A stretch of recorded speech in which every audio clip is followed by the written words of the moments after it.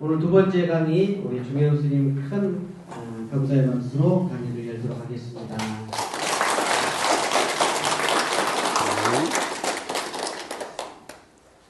예, 반갑습니다. 잘 들리죠? 네.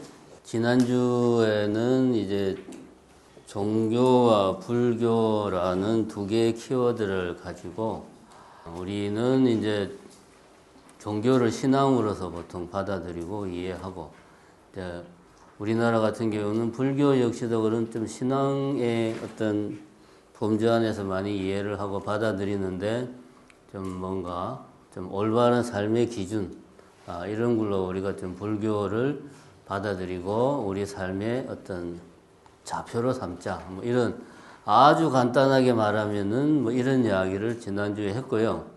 오늘은 여기 이제 제목에서 보시다시피 기도하면 정말로 소원이 이루어지나, 그 2002년 월드컵에서 나온 말이 그거죠. 꿈은 이루어진다. 기도하면 소원은 이루어진다.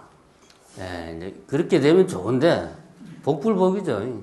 이루어질 수도 있고 안 이루어질 수도 있고, 오늘 이야기 두 번째 강의에서 왜 이런 주제를 가지고 나왔는가, 우선 요거부터 먼저 이야기를 하고 싶어요. 보통 일반적인 흐름을 보면 첫 번째 시간에 불교가 어느 영역에 속해 있는지, 얘가 어디에 위치해 있는가를 이야기했으면, 이제 요번에는 이제 불교가 뭐냐, 뭐 삼법인 뭐 이야기하고 막 이런 이야기가 나오는 게 정상인데, 그런 게 아니고 전혀 다르게 이제 일종의 좀 불교의 가장 지금 우리나라 불교에 생활하는 가장 보편적인 수행 방식, 기도에 대한 이야기를 두 번째 시간에 이제 하고자 합니다.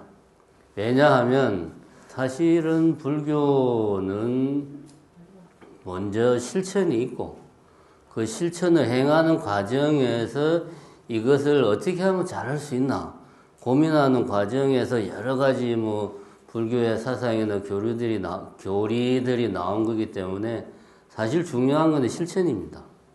안 할 말로 불교의 어떤 심오한 교리에 대해서 잘 몰라도 어떤 불교에서 그 권장하는, 주로하는 여러 가지 실천들을 꾸준히 한다면 그런 사람이 훨씬 더 낫다. 제가 이제 지난주에 일본 답사를 갔다 왔는데, 전 세계적으로 봤을 때 불교학이 뭐 요즘은 이제 좀 서구 쪽이 많이 발전했지만 20세기 중반, 한 70년대까지만 해도 불교학은 일본을 따라올 수가 없었어요. 그러니까 현대 학문의 틀에서 봤을 때 불교를 학문적으로 접근하는 데 있어서는 일본이 단연 탑이었어요. 일본이. 그런데 희한한 게 일본이라는 나라를 가서 보면 거기 사찰은 어떤 뭐 수행 공동체, 수행 공간이라기보다 말하자면은 뭐 일종의 상조회사, 대개 절 옆에 공동묘지가 있어요. 일본은 절에서 좀 오래된 절이다 싶으면 공동묘지를 같이 운영해요. 그리고 또 좀 오래된 절이다 싶으면 또 대부분 관광지예요. 사람들이 관광객들이 많이 와요. 수행하고는 거리가 멀어요. 절에 이제 뭐 유명한 절이다, 예를 들어 청수사다, 뭐 이런 데 가면 스님을 볼 수가 없어요. 관광객들만 있고. 그러니까 정작 일본 불교에서 수행을 하는 모습은 찾기 힘든데 불교학은 상당히 전 세계적으로 발전해 있습니다. 지금도 그렇고. 그러니까 이러한 엄발한산 모습이 왜 생겼느냐? 그건 이제 제가 볼 때는 일본 불교의 어떤 그 기형적인 발전, 뭐 이런, 뭐 그거는 다음에 이제 기회가 있으면 이야기할 기회가 있겠지만, 일본 불교의 그런 여러 가지 문제점 중에 하나입니다. 제가 볼 때는. 그래서 불교학만 따로 떨어져 나와가지고, 불교라는 어떤 틀 속에서 불교학이 성장하지 못하고 학문의 영역에서 불교의 부처님의 가르침이 독자적으로 성장을 한 거죠. 이런 식의 기현상이 일본에서는 생기고 있습니다. 제가 이런 이야기를 하는 이유는 이론, 사상만 공부하는 게 능사가 아니다. 그래서 오늘 두 번째로 제가 이런 어떻게 보면 상당히 좀 유치하고 뻔한 이야기죠. 그죠? 뭐 뻔한 지금 나이 한두 살 먹은 애들도 아니고 뭐 이런 이야기를 들으려고 내가 이 시간에 바쁜 시간 쪼개가지고 여기까지 왔나 싶지만 사실 오늘은 많은 이야기를 합니다. 뭐 업에 대해서, 공덕에 대해서, 특히 믿음에 대해서, 뭐 불교에서 강조하는 삼기의 사홍서원 이런 여러 가지 불교의 어떤 실천, 수행에서 핵심적인 문제들이 많이 나옵니다. 오늘 시간은 불교에서 중요한 것은 일단은 내가 뭔가를 하는 거다. 이게 중요합니다. 불교에서. 하면서 부족한 부분들은 채워나가는 거죠. 그래서 오늘 제목은 기도하면 정말로 소원이 이루어지나. 이런 제목으로 불교의 수행, 불교가 종교라는 틀 안에 있는 건 사실입니다. 그래서 오늘 강의의 핵심은 종교적 기도에서 출발해서 이것을 불교적 수행으로 우리가 발전을 시키자, 성화를 시키자 하는 게 오늘 이야기의 핵심입니다. 종교적 기도를 불교적 수행으로 성화시키자. 이게 핵심입니다. 그럼 하나씩 보도록 하겠습니다.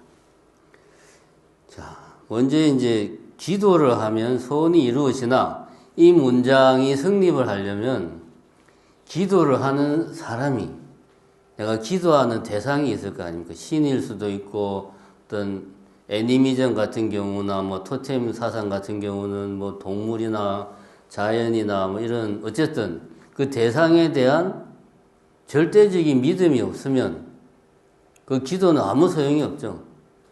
그러니까 기도가 이루어지려면 일단은 기도하는 사람이 믿음이 깔려 있어야 돼요. 여기서 말하는 믿음은 종교적인 믿음. 다시 말하면 신앙. 그죠? 믿음이 있어야 됩니다. 그래서 믿음이라는 것부터 이야기를 풀어나가자. 그럼 제일 먼저 여기는 없네.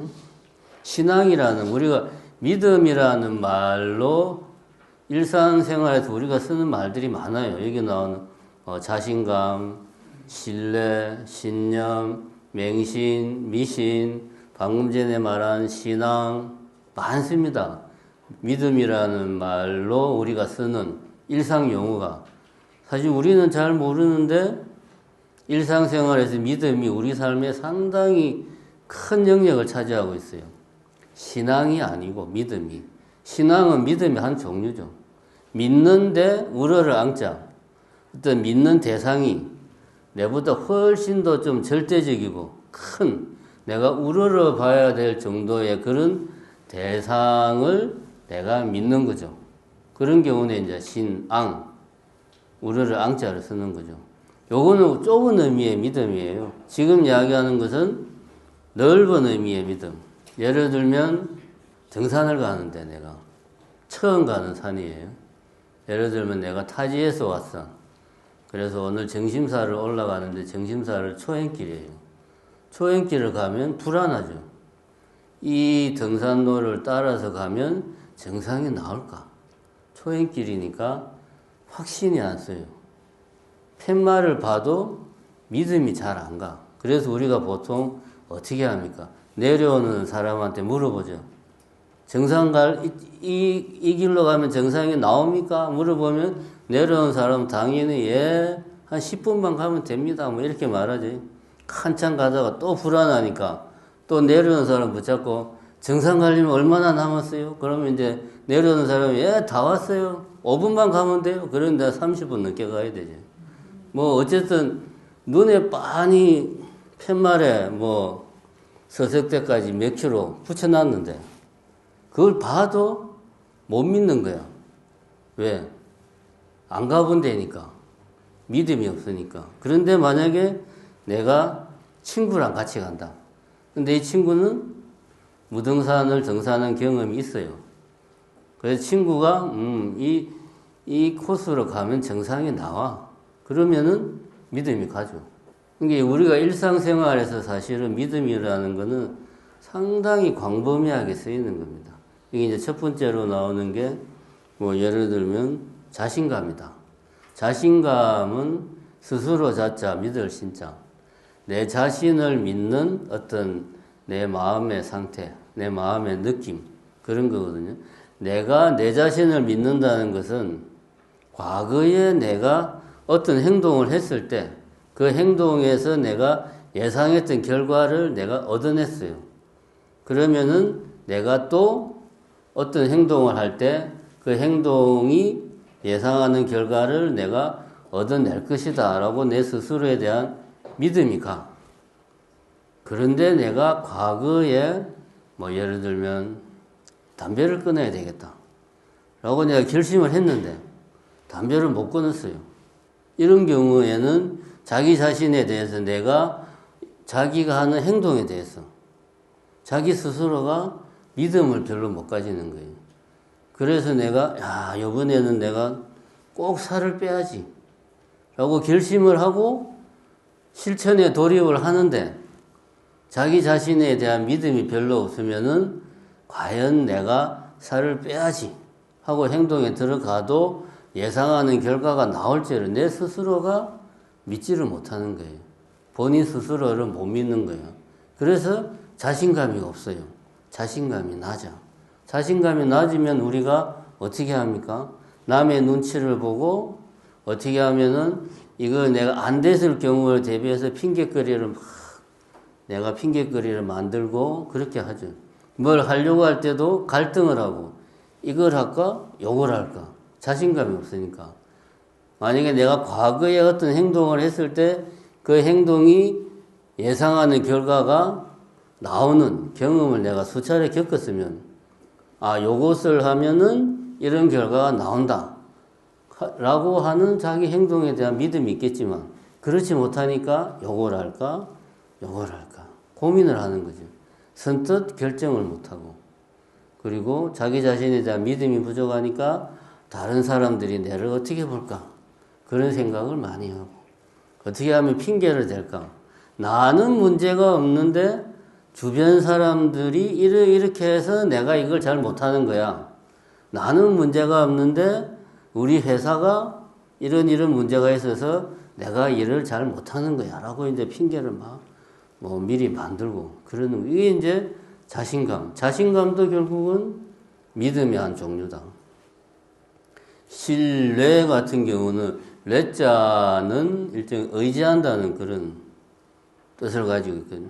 믿기 때문에 그냥 믿는 게 아니고 믿기 때문에 내 자신을 그 사람에게 온전히 다 맡기는 거죠. 의지하는 거. 우리가 신뢰라는 말은 주로 인간관계에서 많이 쓰죠. 저 사람은 믿음이 가는 사람이야. 신뢰할 만한 사람이야. 그래서 저 사람이 뭔가 어떤 행동을 하면은 그 행동을 나도 믿고 같이 따라가는 거죠. 왜냐? 그 사람을 믿고 믿는 정도가 어느 정도냐?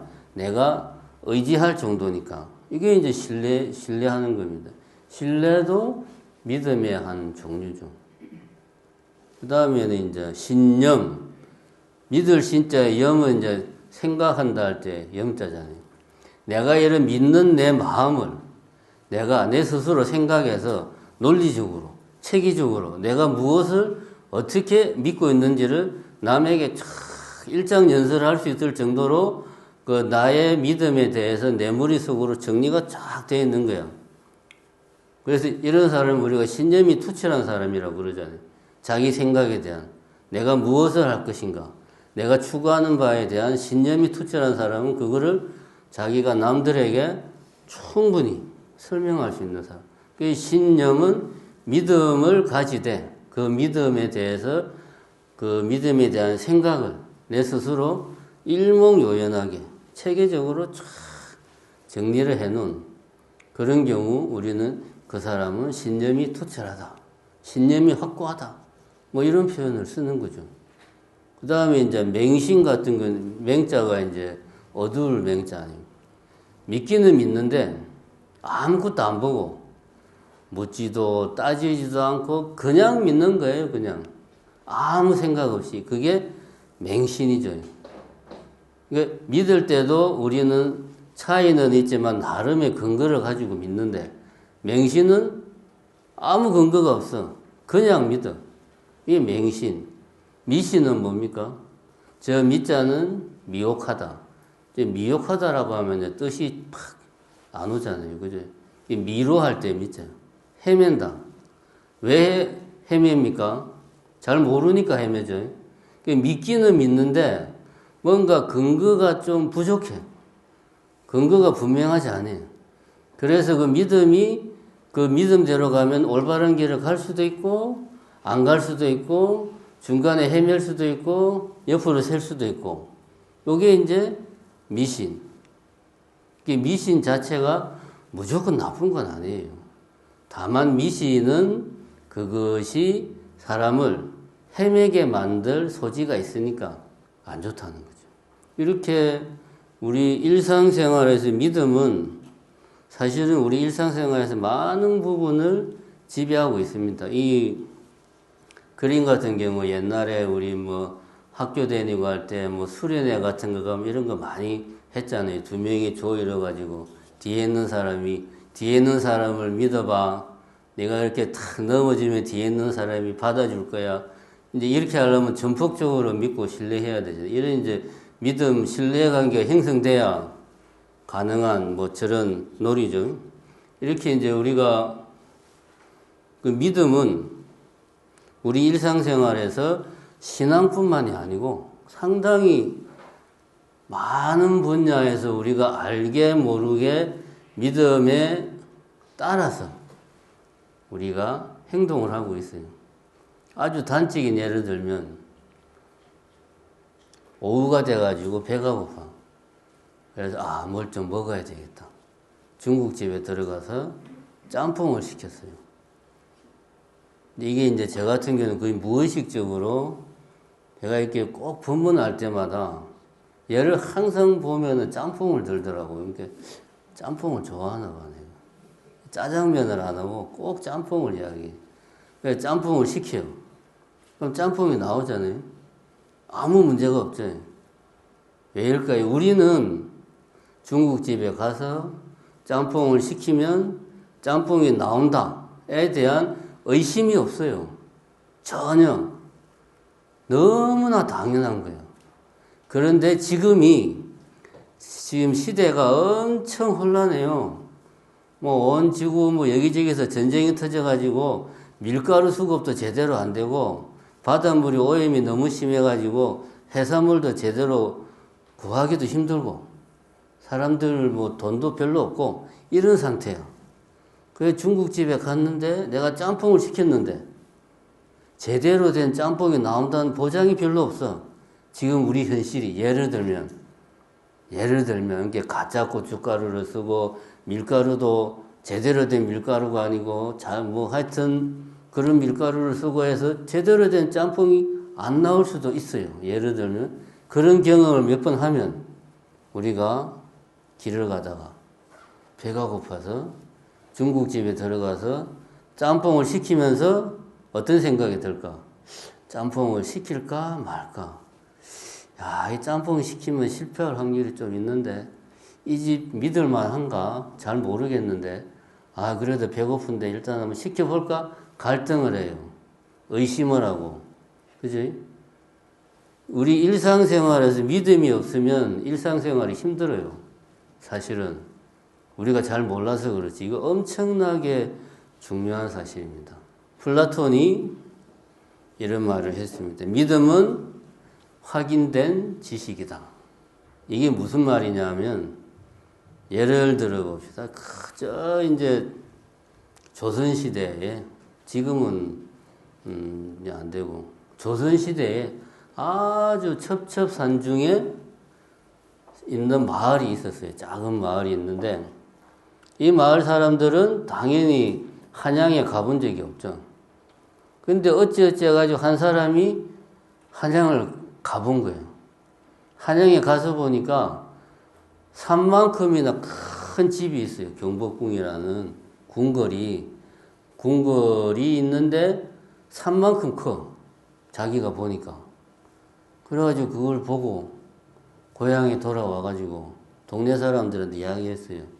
야, 내가 한양에 가보니까 저 산만큼이나 큰 집이 있더라. 맞는 말이잖아요. 그죠? 경복궁 엄청나게 크잖아요. 산만큼 큰 집이 있더라. 내가 직접 봤어. 그러니까 동네 사람들이 뭐라 그랬겠어요. 제가 한양 갔다 오더만 제정신이 아니다. 애가 좀 상태가 안 좋다. 그러겠지. 그러니까 이제 이 사람 입장에서는 화가 나는 게 억울하죠. 진짜인데. 그래서 이 사람이 악을 쓰고 돈을 모아가지고 동네 사람 몇 명을 다는 못 데려가고 대표 몇 명을 데리고 내가 가서 보여줄게. 해서 몇 명을 데리고 같이 한양을 가. 봤지? 지사만큼 크지? 진짜거든? 그 이제 마을 사람들이 다시 돌아와가지고 야, 내가 가서 보니까 진짜더라. 이 사람 말이 맞아. 그러니까 그전에는 아무도 안 믿었는데 몇몇 사람이 가서 눈으로 확인하고 돌아오니까 이제는 한 3분의 2 정도는 그런가 보다. 근데 또 불신하는 사람이 있겠죠. 그래서 또 이 사람이 불신하는 사람들 또 몇 명을 데리고 또 가서 보여줬어. 돌아와서 진짜야. 진짜 산만한 집이 있어. 그리고 그 다음부터 그 마을에는 서울에 가면 한양에 가면 산만큼 큰 집이 있다. 그 이름은 경복궁이다. 이거는 너무나 당연한 사실이 돼가지고 동네 애들도 그건 다 아는 사실이로 그 마을에서는 이제 전해져서 내려오게 되겠죠. 이게 이제 확인된 지식이라는 것은 이런 겁니다. 우리가 예를 들면 서울에 가면 한강이 있다. 이건 뭡니까? 정보입니다. 정보. 인포메이션. 그냥 정보고 실체가 없어요. 서울에 가면 한강이 있다. 라는 이 말 자체는 아무런 실체가 없습니다. 우리가 손으로 만질 수도 없고 눈으로 볼 수도 없고 이거는 그냥 정보예요. 실체가 없어. 정보는 우리들에게 믿음을 주지를 못해요. 그러니까 정보가 모이면 지식이 됩니다. 정보가 모이면 정보 자체는 어떤 가치 판단을 못하지만 정보가 모이면 그런 정보가 모여서 거기에서 어떤 가치 있는 지식이 탄생을 하는 거죠. 어쨌든 요거는 이제 뭐 정보공학에서 이야기하는 거고 지식 자체는 실체가 없어요.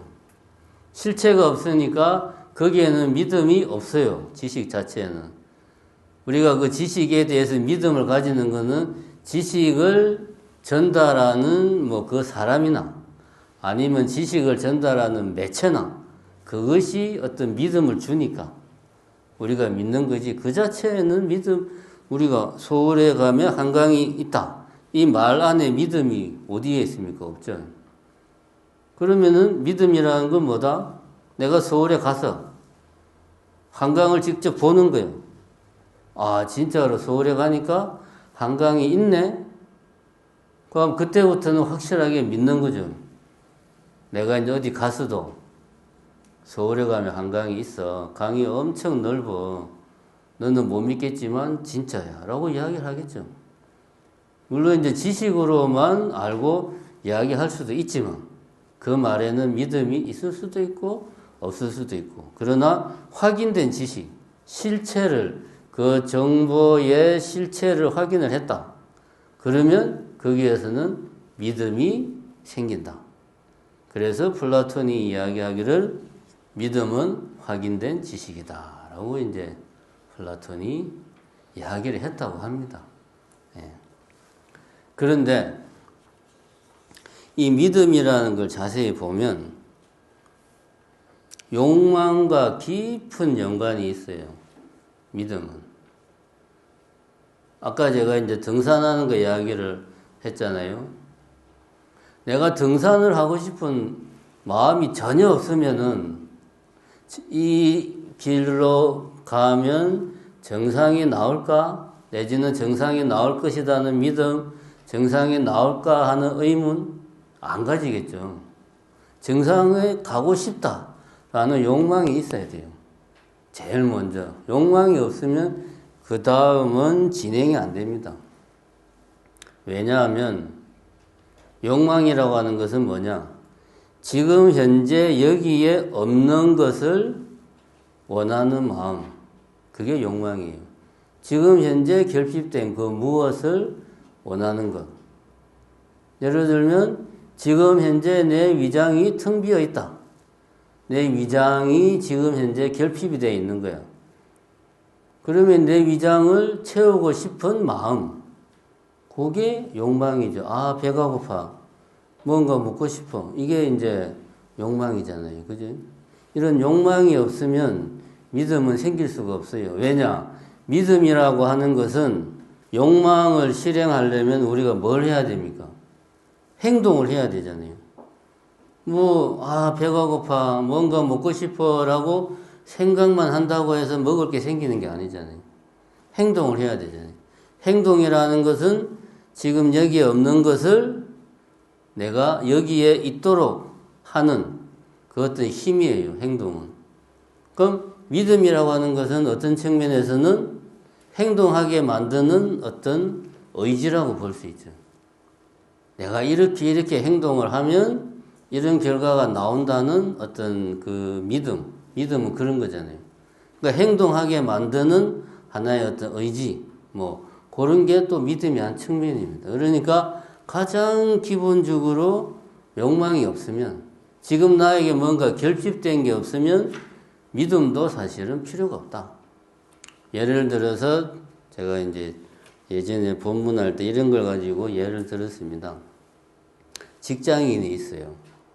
직장인이 있는데 일이 너무 힘들고 하루하루가 마치 그냥 다람쥐 쳇바퀴 도는 듯한 직장 생활을 계속 반복하고 있는 거예요.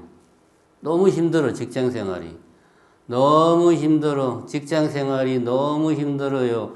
괴로워요. 이 직장 생활에서 벗어나고 싶어요. 뭡니까? 욕망이죠, 그죠? 직장 생활에서 벗어나고 싶어요. 욕망. 이게 욕망입니다. 일단 믿음이 생기려면 욕망이 있어야 돼요. 근데 이런 직장 생활이 너무 힘들어. 벗어나고 싶어. 욕망만 있으면 이 사람은 어떻게 됩니까? 그냥 속이 골마 터지겠죠. 그죠? 스트레스는 스트레스대로 쌓이고 이걸 어떻게 풀어야 될지 모르니까 현실에 대한 불만은 날로 더 커지고 인생이 갈수록 힘들어지겠죠. 근데 어느 날 이 사람이 그래, 제주도로 휴가를 가자. 욕망의 대상이 생긴 거죠. 우연히 유튜브를 이렇게 생각 없이 보다가 제주도 3박 4일 제주도 보내기 이걸 보고 맞아, 제주도 가면 이 갑갑함이 탁 풀어질 거야. 이런 생각을 하는 순간 진짜 마음속에 그런 답답함이 탁 풀어지는 것 같고 뭔가 좀 인생에 좀 소강이 비치는 것 같아요. 욕망의 대상이 욕망의 대상이 생기는 거죠. 그러니까 욕망만 있으면은 내가 뭔가를 해야 되겠다. 행동. 그 행동을 하게 만드는 어떤 힘, 믿음. 이거 하면 된다라는 믿음이 생길 수가 없어요. 욕망을 분출하는 어떤 대상이 있어야 돼. 그래, 제주도로 가자. 휴가를 내고 제주도에 가서 며칠 동안 푹 쉬자. 라고 하는 욕망의 대상을 내가 만드는 순간 내가 뭘 해야 되겠다라고 하는 행동을 할 수 있는 어떤 동기부여가 되는 거죠. 그런데 여기서 문제가 생깁니다. 근데 이 양반이 제주도를 한 번도 가본 적이 없어. 그래, 제주도를 가기는 가야 되는데 한 번도 가본 적이 없으니까 숙소는 어디를 잡아야 되는지 코스는 어떻게 잡아야 되는지, 뭐 제주도는 맛집이 어떤 게 있는지, 뭐 이것저것 봐도 어떤 걸 내가 코스를 잡아서 숙소를 정하고 뭐 밥은 어디서 어떤 거 먹어야 될지 감이 안 오는 거예요. 이럴 때 우리가 많이 하는 게 뭡니까? 추천 사이트 들어가서, 그죠? 별 몇 개짜리 쫙 보고, 그거 이제 보고 그 중에서 괜찮은 거 고르는 거죠. 이게 뭡니까? 기존의 믿음을 주는 그 뭔가를 찾는 거죠. 모든 믿음이라고 하는 것은 어느 날 갑자기 하늘에서 뚝 떨어지는 게 없어요. 어떤 식으로든지 기존의 믿음에 의지하게 돼 있어요. 우리가 제주도로 가고 싶다. 지금 이야기한 것처럼 뭐 추천 사이트나 추천 사이트가 아니면은 주변에 제주도를 갔다 온 지인이 있다. 야, 내가 제주도 갔다 와 보니까 숙소는 여기가 괜찮고, 코스는 이렇게 도는 게 괜찮고, 맛집은 이런 게 있으니까 네가 간다고 하니 요렇게 하면 돼. 하면 그 사람 말은 믿음이 가요. 왜? 그 사람은 제주도를 갔다 왔으니까. 아, 쟤는 제주도를 갔다 왔으니까 내보다 잘 알 거야. 믿음이 가는 거죠. 믿음은 그 사람의 말에 있는 게 아니고 어디에 있습니까? 그 사람이 제주도를 갔다 왔다는 그 사실을 내가 믿는 거예요. 그러니까 그 사람의 말도 믿는 거지. 그러니까 그 사람이 이렇게 골라주는 코스, 뭐 숙소, 그 자체가 믿음이 가는 게 아니고 그 사람을 믿으니까, 즉 기존의 믿음에 나의 믿음이 힘을 받는 거죠. 그래서 믿음이 생기려면, 그러면 내가 제주도를 이제 저렇게 해서 코스를 대충 정하게 되면 숙소나 코스나 뭐 식사 이런 게 정해지고 나면, 그러면 이제 이 사람은 확실하게, 그래, 내가 이번에 제주도 휴가를 가면 그동안 직장 생활에서 쌓인 이 모든 스트레스는 다 풀어질 거야 라고 하는 믿음이 내 안에서 생기는 거죠. 욕망만 있을 때는 이런 믿음이 생길 수가 없었고, 거기에 욕망의 대상이 생기면은 믿음이 생기기는 어느 정도는 생기는데 이것이 뭔가 행동으로 나갈 수 있는 정도의 믿음이 못 돼요. 내 스스로도 그 믿음에 대해서 불안하니까. 근데 기존의 믿음이 힘을 보태주면 그때는 이제는 확실하게 믿음이 확신으로 이제 바로 어떻게 합니까? 인터넷 들어가서 예약하고 뭐 다 하죠. 이제 돈 막 카드에서 돈 나가고 막 팍팍팍 해도 후회를 안 하지. 그죠? 믿음이 있으니까 이제. 그런데 마지막으로 실행 능력은 뭐냐? 그랬는데 그럼 휴가를 이제 가야 되는데 회사에서 휴가를 안 보내줘. 쉴 수가 없어. 너무 바빠가지고. 내지는 이렇게 이제 뭐 주변의 지인이나 추천 사이트에서 추천받아가지고 다 정했는데 예약을 하려고 보니까 수중에 돈이 너무 없는 거야. 택도 없는 거야. 그 돈으로는 이 내가 원하는 믿음이 가는 이 코스와 숙소는 예약을 할 수가 없어요. 이게 이제 실행 능력입니다. 실행 능력이 받쳐주지 않으면 확신이 생기다가도 뭐 그러면 그렇지 내 주제에 뭔 제주도로 가냐 이렇게 되는 거죠. 이제 꿈이 그냥 사라지는 거죠. 다시 원점으로 돌아오는 겁니다. 이렇게 하나의 믿음이 생기려면 사실은 욕망과 그 욕망의 대상과 기존의 믿음과 그런 것들을 내가 실행할 수 있는 능력이 갖추어져야지만이 그 믿음이 현실화됩니다. 근데 이 중에서 하나라도 부족하면 현실화될 수가 없어요. 그런데 우리의 현실은 이 네 가지를 다 갖추기가 쉽지가 않아요. 우리의 현실은. 제일 첫 번째는 제가 아까 네 가지를 말했잖아요. 욕망이 있어야 되고 욕망의 대상이 있어야 되고, 기존의 믿음에 기존의 믿음이 힘을 보태줘야 되고, 실행 능력이 있어야 되는데, 욕망밖에 없는 경우, 나머지는 없어요. 욕망의 대상도 없고, 기존의 믿음도 없고, 실행 능력도 없어. 어떤 경우냐? 이런 경우입니다. 딸이 있어요. 내가 대학 다닐 때까지는 공부를 잘했어.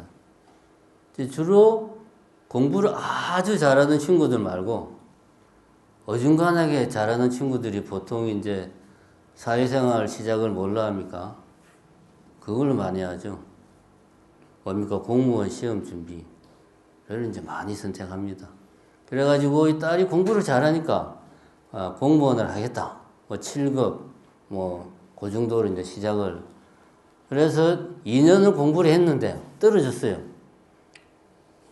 첫 해는 이제 뭐 경험삼아 했다고 치고, 두 번째는 될 것 같았는데 안 된 거야. 3년째가 됐어요. 그래 이제 엄마가 딸에게 이렇게 말하죠. 우리 딸 믿는다. 나는 믿어. 이렇게 이야기를 해요. 이 말은 그냥 믿는다는 말입니까? 이 말은 많은 뜻이 포함되어 있죠. 너는 시험에 꼭 붙어야 돼. 너는 안 붙으면 안 돼. 너는 무슨 일이 있어도 붙어야 돼. 뭐 이런 그냥 믿는다라는 말은 거의 뭐 확신에 가까운 거지. 왜 이런 믿음이 나오느냐 하면, 부모 입장에서 보면 우리 딸이 공무원이 되었으면 좋겠다라는 욕망 있습니다. 그런데 어떻게 하면은 우리 딸이 공무원이 될 수 있는가에 대한 정보라든가 이런 것들이 본인은 없어요. 내가 당사자가 아니니까. 욕망의 대상이 불분명해요. 그 다음에 기존의 믿음. 우리 딸이 내가 그냥 기댈 수 있는 거는 학교 다닐 때 공부를 잘했다. 요거 하나밖에 없어요.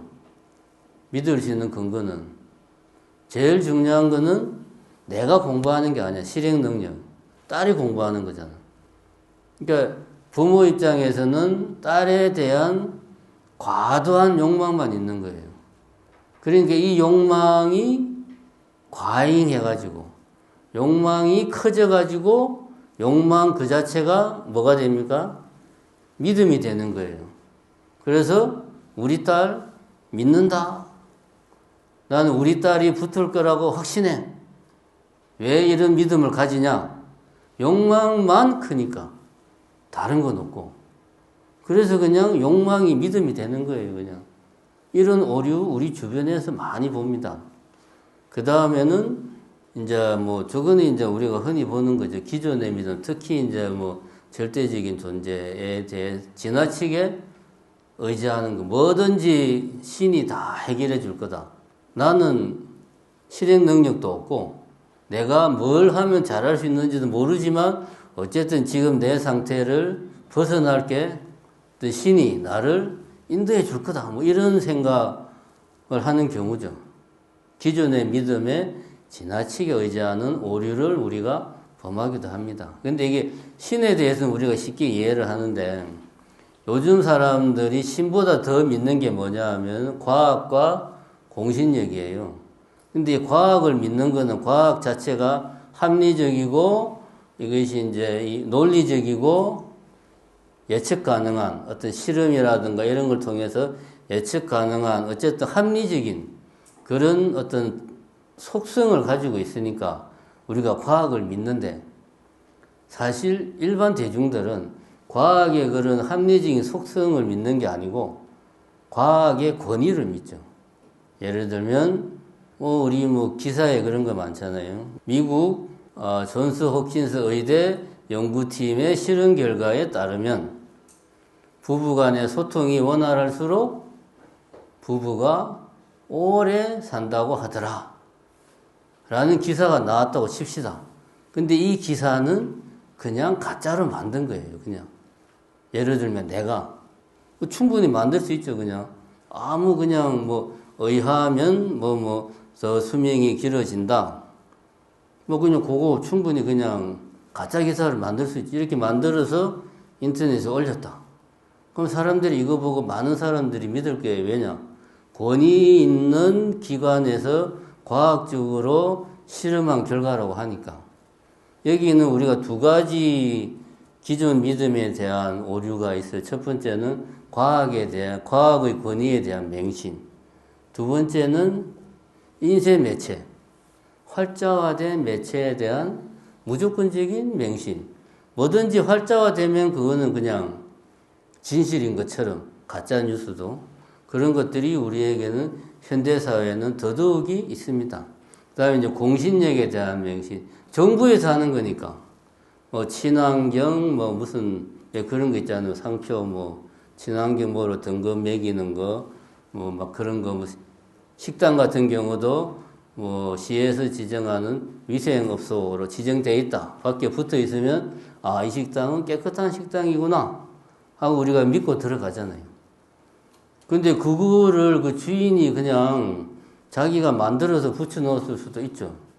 예를 들면 이건 이제 우리가 공신력에 대한 믿음이죠. 현대는 절대자에 대한 믿음보다는 이런 과학이나 공신력이나 인쇄매체에 대한 맹목적인 믿음이 더 커요, 사실은. 그 다음에 이제 뭐 실행 능력의 오류는 뭐냐? 자신감 같은 경우. 이게 이제 좀 중요한 문제인데, 자신감이라는 것은 자기 자신을 믿는 거란 말이에요. 그리고 아까 내가 이야기했지만 믿음은 확인된 지식이란 말이에요. 그러면 나에 대한 믿음은 나의 정보에 대한 믿음이 아니고 뭡니까? 나의 실체에 대한 믿음이거든. 나의 정보는 뭡니까? 나의 성격은 어떻다? 나의 학력은 어떻게 되고 나는 나가 친한 친구는 누구누구가 있다? 뭐 예를 들면 나의 지연은 뭐 내가 잘 아는 동네 사람들은 누구누구가 있다. 이런 것들은 정보예요. 이런 것들은 정보입니다. 그래서 아, 나는 좋은 대학을 나왔고 이런저런 시험도 붙었으니까 이번 시험에도 붙을 거야. 이거는 정보에 근거한 믿음. 이거는 확실한 믿음이 아니에요. 믿음은 확인된 지식, 실체에 대한 믿음. 내 자신, 실제 내 자신. 지금 현재 말하고 듣고 생각하고 느끼고 지금 내 자신에 대한 믿음이 진짜 믿음이거든요. 그러면은 내 자신, 지금 내가 무엇을 하는지, 지금 내가 무슨 생각을 하는지, 지금 내 자신, 지금 이 순간 내 자신을 정확하게 아는 것, 이게 사실은 자신감의 출발이에요. 나의 정보에 대해서 내가 믿는 것은 그것은 허망한 거예요. 역으로 말하면은 내가 한 것 중에 제대로 한 게 없어. 나는 뭘 해도 안 돼. 이런 경우 역시 자기 정보, 즉 자기 자신의 지식에 대한 믿음을 가지는 거예요. 이것은 올바른 믿음이 아닙니다. 실행 능력의 오류라고 하는 건 이런 것들이 근거했을 때는 근거 없는 자만심이 나오기도 하고 나는 지금까지 시험만 치면 다 붙었으니까 이번에도 될 거야. 뭐 내가 지금까지 가게에서 망하는 거 봤어? 다 잘 됐잖아. 잘 될 거야. 뭐 이런 거는 이제 근거 없는 자만심. 반대의 경우도 마찬가지고 지금 이 순간 내가 무엇을 하는가? 어떤 생각을 하는가? 지금 이 순간에 내 자신을 정확하게 아는 것. 여기에서부터 자신감은 출발을 한다. 이런 것들을 제대로 알지 못하면 실행 능력에 오류가 생긴다. 이렇게 우리가 믿음에는 이 믿음은 욕망과 깊은 연관이 있고 또 믿음 자체는 그 자체는 하늘에서 뚝 떨어지는 게 아니고 어떻게든 기존의 믿음에 의지해 가지고 인간은 내 안에 믿음을 만들어내려고 하는 속성이 있어요. 그래서 우리가 뭐 미신 같은 것도 나오고 맹신 같은 게 우리가 쉽게 빠지는 게 기존에 내가 가지고 있는 미약하나마 뭔가 믿는 구석이 있으면 거기에라도 우리는 기대는 거죠, 사람이. 그래서 이런 일단 믿음의 그런 속성, 대해서 먼저 좀 이해를 하자. 자, 그러면은 지금까지는 이제 일반적인 믿음에 대해서 이야기를 했고, 이런 베이스에서 이제 우리가 종교적 기도에 대해서 이야기를 해봅시다. 물론 이제, 또 제가 깜빡했는데, 이 책 이거는 참고 자료입니다. 그냥 여러분들이 돌아가셔가지고, 오늘 강의한 거를 기억을 되새기면서 참고로 보시라고, 이 강의를 위해서 제가 쓴 건 아니고, 기존에 본문했던 거에서 관련된 주제를 그냥 풀어놓은 겁니다. 오늘은 이게 이제 세 번째죠. 뭡니까, 세 번째가? 오늘 관련된 것이 종교적 기도와 불교의 수행. 이 부분이 이제 오늘 관련된 겁니다. 자, 이 부분, 종교적 기도는 한마디로 말하면 소통과 간청이다. 이렇게 말하시면, 소통이라는 것은 옆에 있죠. 믿음을 바탕으로 간절하게 열심히 청하는 것. 우리가 흔히 생각하는 기도라는 게 그거잖아요. 열심히 비는 거잖아요. 열심히 비는 게 기도입니다. 기도가 이루어지려면 어떻게 하면 됩니까? 열심히 간절하게 빌면 이루어진다 라고 하는 게 일반적인 생각이죠. 그래서 기도는 두 개의 키워드로, 종교적 기도는 이 두 개의 키워드로 구성이 된다. 소통이라는 건 이거죠. 믿음을 바탕으로. 왜냐? 상대방에 대한 믿음이 없으면 뭐 신이든 어떤 절대적인 존재든 그 존재와 내가 소통이 되지 않으면, 내가 이렇게 하면 신이 나에게 이러이러한 것을 내려줄 것이다 라고 하는 믿음이 없으면 기도 열심히 안 하죠. 그죠? 그러니까 첫 번째는 기도는 소통이, 이 믿음을 바탕으로 하는 소통이 기도에는 필요한 거고, 두 번째, 기도는 다른 거 없습니다. 열심히 하는 거예요. 그냥 열심히 하는 거예요. 다른 거 없어요. 우리 아들 이번에 꼭 전남의대에 들어가야 된다. 근데 내가 공부를 할 수도 없고, 어떻게 하면은 전남의대에 들어갈 수 있는지도 나는 모르고, 내가 할 수 있는 거는 오로지 그냥 열심히 기도하는 것밖에 없어요. 그러면 이제 열심히 기도하는 거예요. 이게 이제 종교적인 기도입니다. 종교적인 기도는 믿음을 바탕으로 간절하게 열심히 기도하는 겁니다. 그런데 인간은 어떤 종교적인 뭐 신이든 절대적 존재에게 내가 원하는 바를 요구를 하죠. 기도라는 형식을 통해서 인간이 요구하는 겁니다. 따지고 보면 그죠? 점잖게 요구하든 바지끄댕이를 붙잡고 요구하든 어쨌든 요구하는 거예요. 근데 인간만 요구를 하느냐? 아닙니다. 신도 종교도 인간에게 요구하는 게 있어요. 네가 그렇게 열심히 기도를 해서 네 소원을 이루려면 어떻게 해야 되느냐? 먼저 보통 이런 거 많이 이야기하죠. 욕심을 줄이고 이타적인 삶을 살아라. 청빈하게 살고 원수를 사랑하라. 이런 거는 모든 종교에서 다 이야기하는 거예요. 모든 고등 종교는 반드시 그 종교를 믿는 사람들에게 이런 사회적인 덕목을 요구를 합니다. 요구를 해요. 왜냐하면 기도만 해가지고는 본인이 원하는 바를 여호와 할아버지도, 여호와도, 부처님도 못 해줘요. 기도만 해가지고는. 한계가 있어요. 그죠? 이 광주 시내에 사는 부모님들이, 자식들이 전부 다 전남의대에 다 우리 자식 합격시켜 주세요 하면은 부처님하고 예수님하고 하늘에서 맨날 싸울 거 아니야. 그죠? 현실적으로 불가능, 한계가 분명해요. 그래서 어떻게 합니까? 먼저 네가 기도를, 네 욕심을 채우기 위해서 기도를 하기 전에 네 욕심을 좀 잘 봐라. 네 혼자 잘 살겠다고 하지 말고 남도 좀 챙기고 네 안에 욕심을 좀 줄여라. 이걸 하려면 자기 성찰을 해야 돼요. 인간이라는 동물은 원래 자기 자신의 생존을 제 첫 번째 지상명제로 하기, 모든 생명체가 그렇듯이 자신의 생존을 지상명제로 하기 때문에 이타적인 삶을 본능적으로 살지는 않아요. 이기적인 삶을 본능적으로 살 확률이 크죠. 욕심은 채울수록 욕심은 더 커지는 게 인간의 자연스러운 속성인 반면 욕심을 줄이는 것은 자연스러운 게 아니에요. 그래서 이런 것들은 내가 의도적으로 자기 성찰을 해야 됩니다.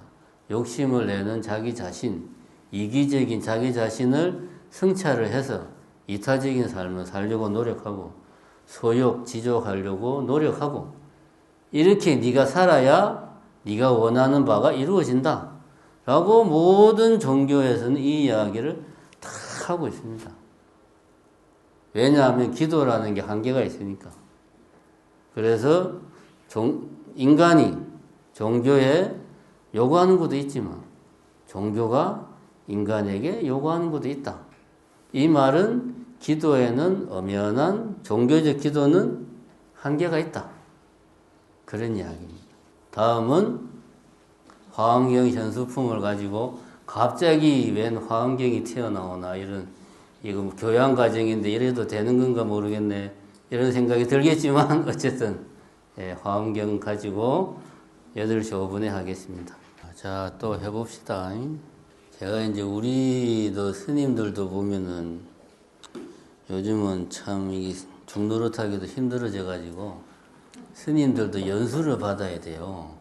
저기 마곡사 그쪽에 태화산에 무슨 이제 종단에서 만든 그 수련관 같은 게 있어가지고 1년에 한번 거기 가서 뭐 3박 4일 연수를 받아야 돼요. 가서 이제 수업을 들으면은 이제 이렇게 수업을 듣잖아요.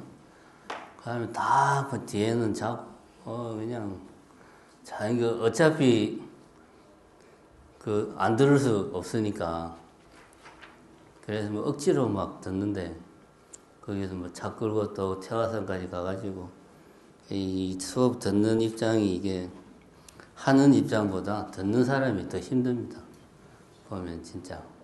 그래서 여러분들 이 늦은 시간에 고생이 많습니다.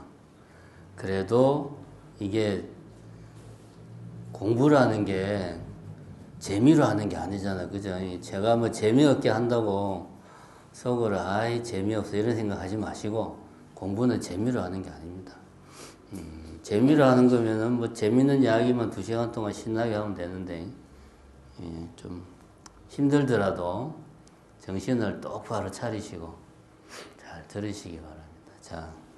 자, 이제 지금까지는 기도에 반드시 필요한 믿음에 대해서 우리가 일반적 의미의 믿음, 신앙이 아니고 신앙은 이제 믿음의 한 종류죠. 그런 믿음에 대해서 이야기를 해요. 믿음이라는 게 사실은 욕망, 어떤 행동 이런 것과 깊은 연관이 있더라. 우리가 일상생활에서 믿음을 벗어나서 뭔가 하는 게 아주 힘들다. 먼저 이런 이야기를 했습니다. 불교에서는 믿음을 어떻게 보는가 하는 이야기, 어떻게 보면 이제 본론인 것 같은데 사실 앞에 이야기를 바탕으로 해서 이제 이런 이야기를 해야 되겠죠. 화엄경 현수품에 나오는 유명한 구절입니다. 이게 이제 신이 도원 공동모요 장양 일체 재선법 하나니 단제 의망 출애류하야 계시 열반 무상도라. 믿음은 믿음은 도의 근본이고 공덕의 어머니다. 요 옆에 나와 있죠. 이렇게 아주 친절하게 이제 해석을 옆에다가 붙여놨습니다. 요 해석은 내가 해석한 게 아니고 무비 스님의 해석을 제가 그대로 복사해서 붙인 거니까 여러분들 믿고 해석한 내용을 그대로 이해해도 됩니다. 믿음은 도의 근본이고 공덕의 어머니다. 요 문장이 사실은 제일 유명한 문장입니다. 이게 이제 뭐 좀 불교 공부 좀 했다는 사람들은 이 문장은 여러 번 들어봤을 거예요. 많이 나오는 문장이 화엄경에서 아주 유명한 문장입니다. 뭐 이거하고 이제 화엄경에 나오는 유명한 개성들이 많죠. 뭐 심려 공화사하니 마음은 마치 화가와 같아서 막 그런 것도 있고, 하여튼 저도 화엄경을 전체를 보지는 않았고요. 몇 명 유명한 개성들만 좀 봤습니다. 두 번째, 장양일체 재선법이라. 일체의 선한 법을 다 길러낸다. 의심의 그물을 끊어버리고 단제, 끊어서 제거한다. 무엇을? 의심의 그물을 끊어 없애고 벗어난다. 무엇을? 애착의 물결, 흐름을 벗어난다. 그렇게 해서 열어 보인다. 열반의 무상도를 열어 보인다. 그렇게 이야기를 하고 있습니다. 여기에서 이제 우리가 자 지금부터 국어 시간이다 생각하고, 여기 보면 이제 믿음이라고 나오죠. 믿음의 반대말이 여기 나오죠. 의심. 믿음의 반대말은 의심이다. 뭔가에 대한 믿음이 없다는 말은 그 뭔가에 대해서 믿음을 갖지 못한다. 의심한다는 말이에요. 의심한다는 말. 그러니까 믿음을 갖는다는 말은 곧 의심을 끊어버리는 것과 같은 말입니다. 믿음을 갖는다는 말은. 그 다음에 여기 일체재선법을 길러낸다. 일체재선법을 길러낸다. 그리고 열반 무상도를 열어 보인다. 그랬는데 여기 앞에 보면 애착의 물결을 벗어나는 게 곧 열반의 무상도를 열어 보이는, 이게 다른 게 아니고 같은 말이라는 거죠.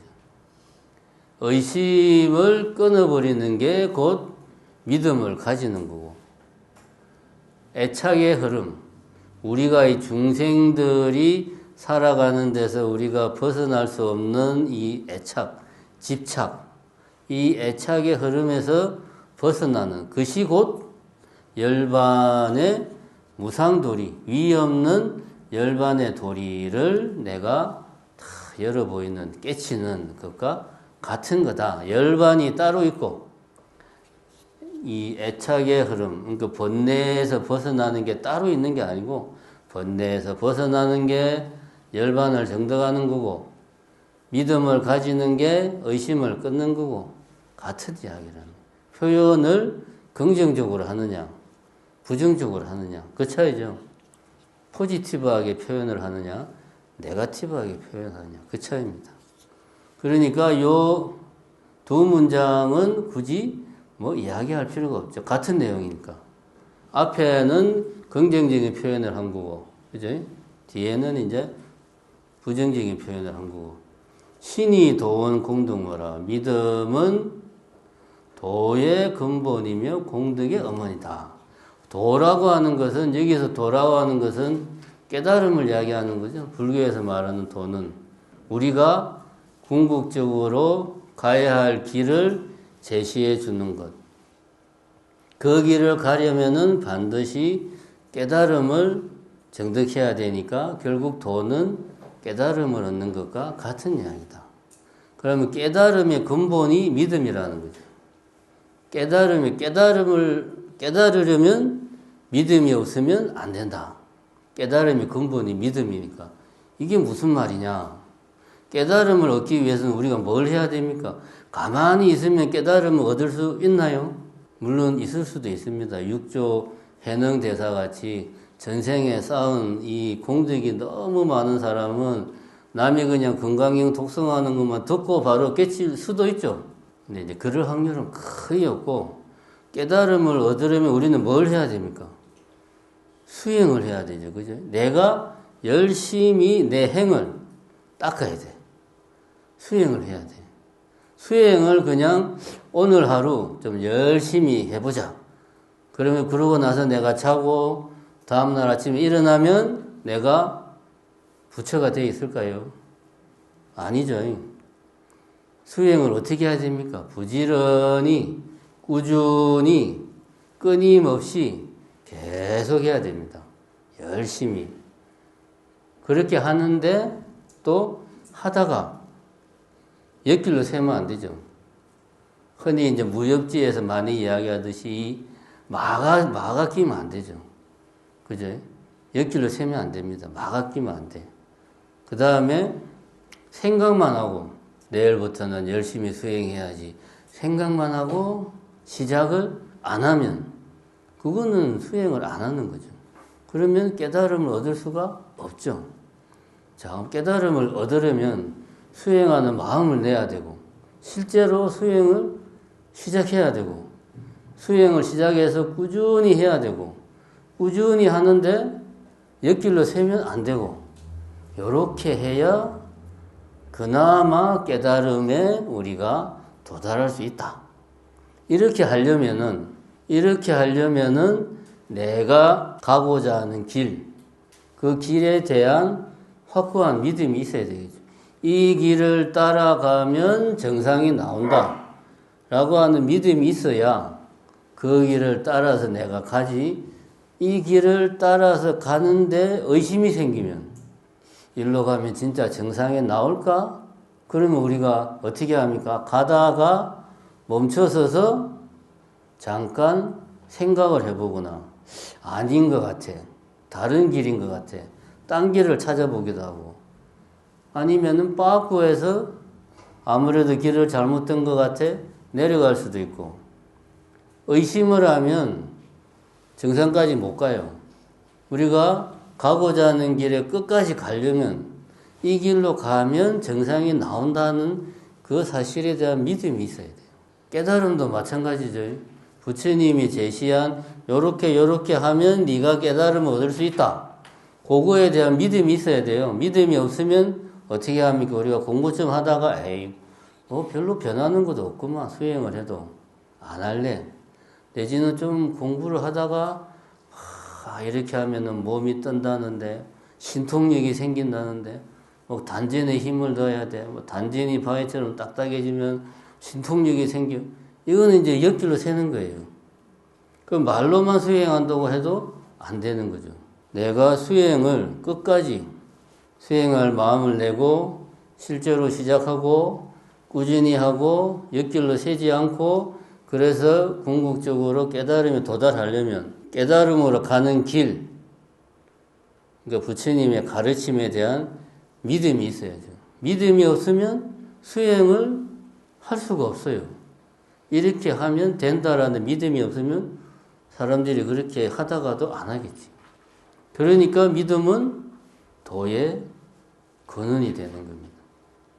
저 이제 원자가 이제 근원이라는 뜻도 있고 어뜸이라는 뜻도 있고 여러분들 가끔 보면 저 원자를 안 쓰고 이렇게 이 원자 아니십니까? 그 근원할 때 원자를 쓰기도 하는데 원래는 보면 저 원자를 쓰더라고 대부분. 어쨌든 믿음이 없으면 수행을 지속할 수 없다. 그래서 믿음은 도의 근본이다. 이건 뭐 당연한 사실 같은데 여러분들이 실제로 뭐 기도를 한다거나 자선을 한다거나 할 때 잘 안 됩니다. 변하는 것도 없고 또 현실적인 삶도 바쁘고 그럴 때 믿음이 중요한 겁니다. 그럼에도 불구하고 열심히 수행을 하게 만드는 힘, 이것은 부처님의 가르침에 대한 믿음에서 나온다. 두 번째, 공덕의 어머니다. 공덕이라는 게 뭡니까? 공덕을 많이 쌓아라 이런 말을 하잖아요. 공덕을 많이 쌓아야 된다. 공이라고 하는 것은 열심히 노력하는 거예요. 공부할 때 공. 열심히 노력하는 게 공. 덕은 원래 저 덕이라는 글자는 얻을 덕자. 제가 고향이 경상도라서 아래 어자랑 어랑 구별이 잘 안 돼요.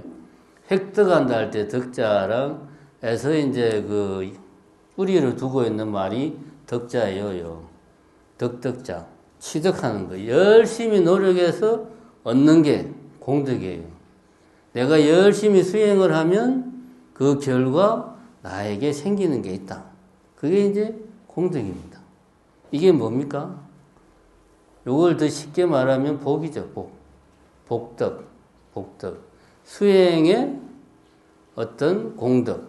수행의 결과물, 수행의 과보. 우리가 이런 말을 씁니다. 공덕. 공덕의 어머니라는 표현을, 믿음은 공덕의 어머니다. 왜 이런 표현을 쓰느냐? 내가 열심히 수행을 하는데 그 수행의 결과물, 이 결과물이 쌓여서 이 결과물로 인해서 그 공덕을 쌓아서 그 공덕의 힘으로 우리가 깨달음을 얻는다. 보통 이렇게 이야기를 하는 거예요. 그런데 이 수행을 할 때 아까 말했듯이 이기적인 마음으로 수행을 한다든가, 나를 위해서 수행을 한다든가, 명예를 위해서 수행을 한다든가, 그럼 이 공덕이 쌓이지를 않는다는 거지. 열심히 노력한 결과물이 쌓이지를 않는다는 거죠. 나를 위해서 하면. 그런데 내가 수행을 할 때 이기적인 마음을 버리고 이타적인 마음으로, 명예심이 아니라 모두를 위한 마음으로 내가 열심히 수행을 한다.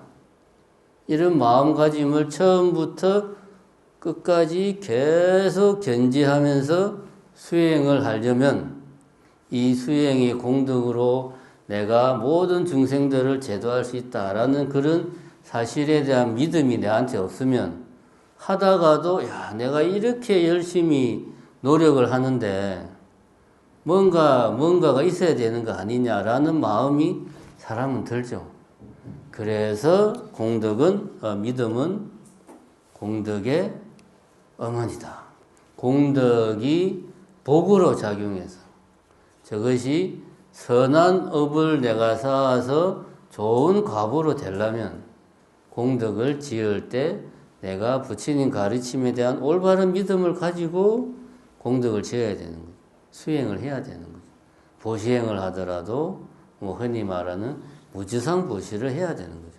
그래야지만이 그 공덕이 진짜 복덕 종자가 돼가지고 모든 중생에게 도움이 되는, 나를 포함한 그런 공덕이 된다는 거죠.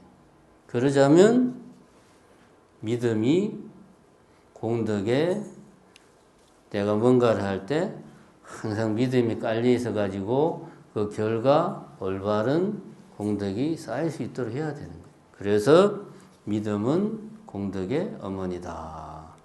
그래서 일체 제선법, 모든 좋은 법들을 다 길러낸다. 내가 이렇게 그 믿음을 바탕으로 해야 올바른 수행을 할 수 있고, 그래야 올바른 복덕이 쌓인다. 그렇게 했을 때 여기서 말한 장량 일체 제선법이라는 말이 결과적으로 성립을 하는 거죠. 지금 하는 이런 말들을 표현을 달리하면 이렇게 되는 거죠. 의심의 그물을 끊고 애착의 물결을 벗어나서, 애착의 물결을 벗어나는 것 자체가 열반을 깨닫는 것이고, 의심의 그물을 끊어버리는 것 자체가 내가 믿음을 조지일관 견지하는 거죠. 그죠? 그래서 이만큼 믿음은 불교 수행에서 시작이자 끝이다. 내가 이렇게 부처님 말씀대로 하면 깨달음을 얻을 수 있다라는 사실에 대한 믿음, 이거 없으면은 제대로 된 수행을 할 수가 없다. 그런 이야기죠.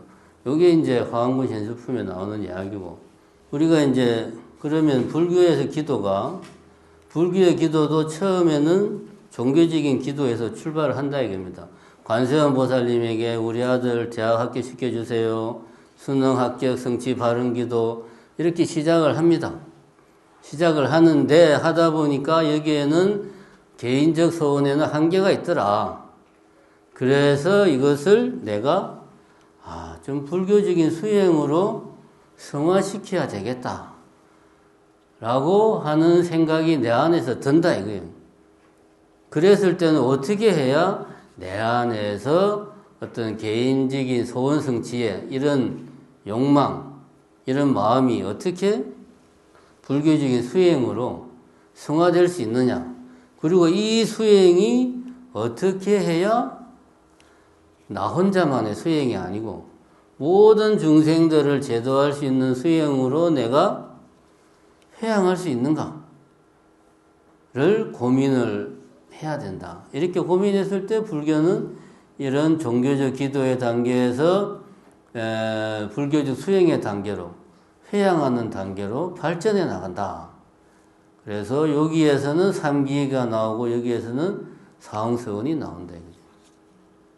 그래서 삼기라고 하는 것은 종교적 기도는 충분히 이야기를 했고, 삼기라고 하는 것은 종교적 기도를 불교적 수행으로 발전시키는 것이 바로 삼기의다. 삼기의가 뭡니까?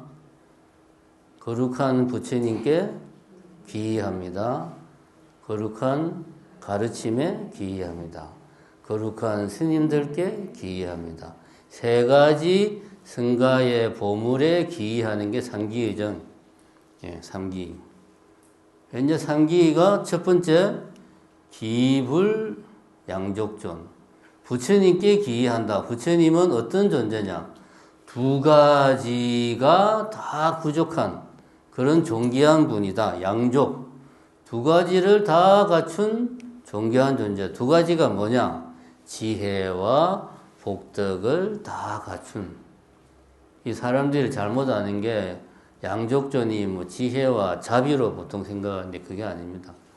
지혜와 복덕을 다 갖춘 분이 부처님이다. 그런 부처님께 귀의한다. 복덕이라는 것은 아까 말했죠. 부처님은 오랜 세월 동안, 이제 이건 물론 이제 확인된 사실은 아니지만, 엄청나게 많은 수행을 통해서 선업을 쌓았대, 그죠? 그 선업의 결과 엄청난 복덕을 쌓은 분이에요. 그러니까 이 현세, 사바세계의 모든 중생을 제도하는 현세불로 이 이제 사바세계에 내려오신 겁니다. 그만큼의 복덕이 있어야 모든 중생들을 제도할 수가 있죠. 미륵불은 56억 7천년 뒤에 용화세계라는 그 세계에 있는 숱하게 많은 중생들을 다 제도할 수 있을 정도로 어마어마하게 많은 복덕을 쌓은 분이죠. 그러니까 사실은 우리 같은 수행자도 복덕이 중요하지만 불보살님은 복덕이 좀 표현이 그런데 불보살님의 조건에서 복덕은 엄청나게 중요한 거예요. 내 혼자 깨달음을 얻는 게 아니고 모든 중생을 내가 제도해야 되니까 그만큼 내한테 능력이 있어야 돼. 그러니까 가진 게 많아야 돼. 자본이 많아야 돼. 그게 이제 복덕입니다. 그래서 양족존하신 부처님께 귀의한다. 그 다음에 귀의법, 이욕존, 욕심을 떠난 법. 부처님의 가르침의 핵심은 이욕, 욕심을 떠나는 거다. 앞에 화엄경 현수품에서 나왔잖아요. 출애류, 애욕의 흐름에서 벗어나는 것이 곧 뭐다? 열반의 무상도를 계시하는 거다. 깨달음이라는 건 다른 게 아니고 욕심을 벗어나는 게 바로 깨달음이다. 그런 이야기. 우리가 그냥 이렇게 뭐 욕심을 버려라 하는 게 사실은 이게 상당히 심오한 이야기다.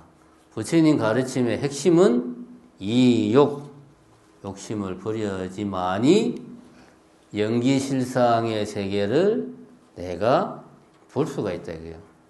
연기실상의 세계를 봐야 이 세상이 무상하고 내라고 하는 것은 사실은 있는 게 아니구나라는 걸 깨닫고, 그래서 일체가 고라는 것을 내가 깨달아가지고 발보리심, 내가 깨달아야 되겠구나 라고 하는 마음을 내는 거예요. 그러니까 이게 어마어마하게 중요한 겁니다.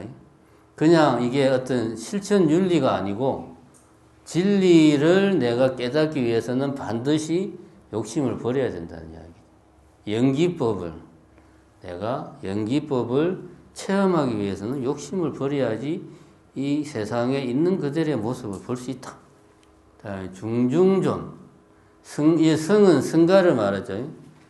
부처님의 가르침에 따라 수행하는 집단. 이 집단은 무리 중에서 가장 존귀한 그런 무리다. 여러 수행자의 무리, 제가자들의 무리가 있지만 그 중에서 부처님의 가르침에 따라 수행하는 이 무리가 가장 중중전, 무리들 중에서 가장 존귀한 무리다. 그래서 이 세 가지에 귀의하는 게 삼기이다. 귀의한다는 말은 나무라고 그러죠. 원래 이제 인도말, 산스크리트로는 나무인데 이게 이제 우리가 중국어로 넘어오면서 엄차하면서 나무라는 식으로 엄차를 했죠. 이제 원래 인도말, 범어는 나무입니다. 나무라는 말의 뜻은 구부린다. 몸을 구부린다. 몸을 숙인다. 이렇게. 그럼 내가 상대방에게 내가 존경의 마음을 표시하는 거죠. 상대방을 존경합니다.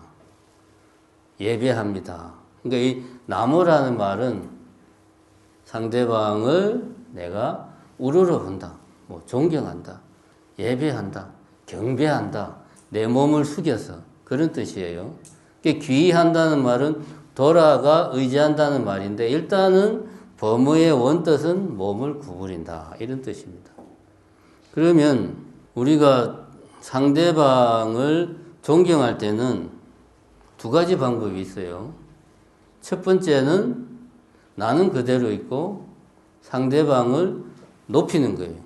어떻게? 신적인 존재로, 절대적인 존재로, 전지전능한 존재로. 이것도 하나의 방법이죠. 다른 방법은 뭡니까? 상대방은 그대로 있고 내 자신을 계속 낮추는 거예요.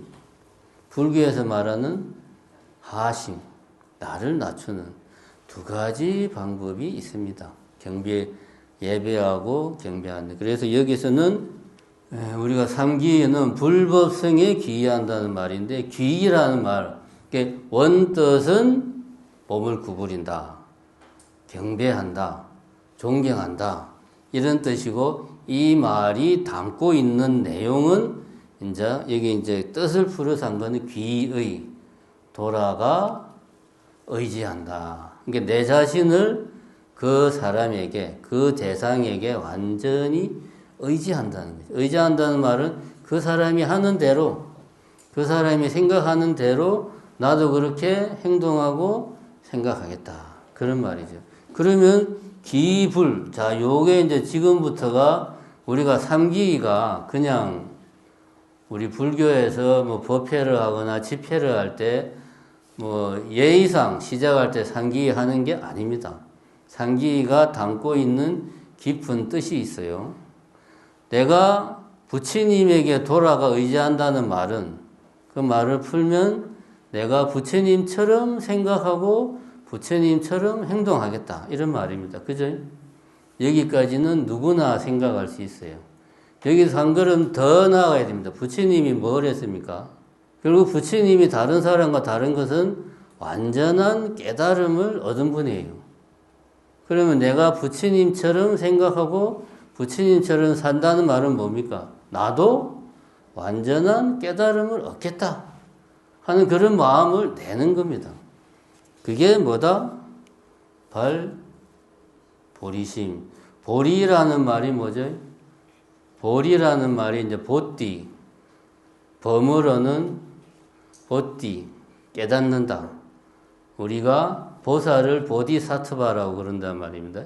이거를 뜻으로 풀면 깨달은 중생. 이게 보디라는 말은 깨달음이란 말이에요. 보리심 하면은 깨닫는 마음, 깨닫겠다는 마음, 깨닫는 마음을 내겠다. 보리심 하면은 나도 깨달음을 얻겠다. 나도 기필코 깨달음을 얻고야 말 테야. 라고 하는 마음을 내는 거죠. 그걸 줄여서 우리는 발심이라고 그러죠. 그래서 화엄경에 그런 말 나오잖아요. 초발심시 변정각이라. 이게 다 아는 이야기잖아요. 여러분들 뭐 불교 처음 접하는 분들 아니잖아요. 그죠? 초발심시 변정각이라. 내가 정말 부처님과 같은 그런 완전한 깨달음을 얻고야 말겠다. 라고 하는 마음을 내는, 그런 마음을 내는 게 사실은 어마어마하게 힘듭니다. 그냥 시간도 많은데 불교 공부 한번 해볼까? 야, 좌선을 하면은 좀 이렇게 마음이 안정되고 편안해진다는데 요즘 스트레스가 너무 많아. 나는 뭔가 모르게 사는 게 불안해. 좌선을 해서 그런 걸 좀 털어냈으면 좋겠어. 이거는 깨달음을 얻겠다는 마음이 아니죠. 발심이 이게 말이 쉽지 엄청나게 어려운 거예요. 발심만 하면 시작이 반이라고 이미 반은 깨달은 거예요. 그래서 초발심시 변정각이다. 그런 말이 그래서 나오는 겁니다. 우리가 그래서 빈말이라도 반드시 자타일시 성불도 하겠다. 이런 말을 뭐 법회할 때나 행사할 때 우리가 빈말이라도 자꾸 해야 내 안에 깨달음을 얻겠다는 발심하는 마음이 내 안에서 조금씩 생기고 어느 순간 이게 딱 내 안에 가득 차면 그때는 누가 말려도 나는 항상 깨달음을 얻기 위한 수행의 일로 매진하게 되겠죠. 그래서 기불, 상기의 첫 번째 거룩한 부처님에 기한다는 말은 내가 기필코 발심을 하겠다. 보리심을 하겠다. 금강경에 나오는 말을 쓰면은 안욕따라 삼맥 보리심을 하겠다. 안욕따라 삼맥 삼보리가 뭡니까? 무상정등 정각이죠. 그냥 깨닫는 게 아니고 아주 위에 없고 완전한 그런 깨달음. 금강경에 나오는 말이에요. 이게 기불입니다. 기법은 부처님 법에 돌아가서 의지하겠다라는 말은 부처님 가르침대로 생각하고 부처님 가르침대로 행동하겠다는 말이죠. 그치? 그럼 부처님 가르침의 핵심이 뭐냐? 이거죠. 재범무화, 재행무상, 일체계고, 열반적정. 이게 뭡니까? 삼법인.